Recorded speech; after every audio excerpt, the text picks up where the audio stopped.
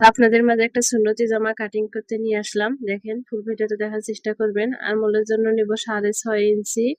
ফাড়ার মাপ ফাড়া হবে না, তারপরও মাপটা নিব 20 ইঞ্চি। লং হচ্ছে 43 ইঞ্চি, 1 ইঞ্চি সেলানোর জন্য নিব। তারপরে এরকম মার করে নিব। ফাড়ার মাপের এই জায়গায় মার করে নিব। 2 মারের মাঝখানে এটা হচ্ছে পেটের মাপ। তো কাঁধের মাপটা নিব আমি 6.5 ইঞ্চি। এটা হচ্ছে 38 ইঞ্চি বডির জন্য। 6.5 ইঞ্চি আমি কাঁধের মাপ নিব। নেওয়ার পর হচ্ছে এটা গলার মাপ নিব 2.5 ইঞ্চি, 5-এর অর্ধেক 2.5। তো আমার বডি হচ্ছে 38। 38 ইঞ্চি 4 ভাগের 1 ভাগ হবে কত? 9.5। 1 ইঞ্চি সেলানো। পেটের মাপ হচ্ছে 32, 4 ভাগের 1 ভাগ 8 ইঞ্চি।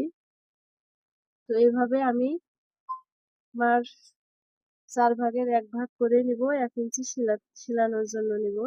তো এটা হচ্ছে সুন্নতি জামা, নিচের ঘিয়ারটা পুরোটাই থাকবে, তাই পুরো ঘিয়ারটাই আমি নিব। তো শেপ কাট দিয়ে এভাবে মার করে নিব। এটা কিন্তু নিচের ঘিয়ার পুরোটাই থাকবে, এই জন্য শেপ কাটটা এই নিয়মে বসাইয়া আমি একটু মার করে নিব। নিচের পাটে ওই জায়গায় আমার জয়েন্ট দিতে হবে। এটা ঘিয়ের কম, 2 হাত বহরের কাপড়। আরমোলটা সুন্দর করে একটা শেপ করে নিব।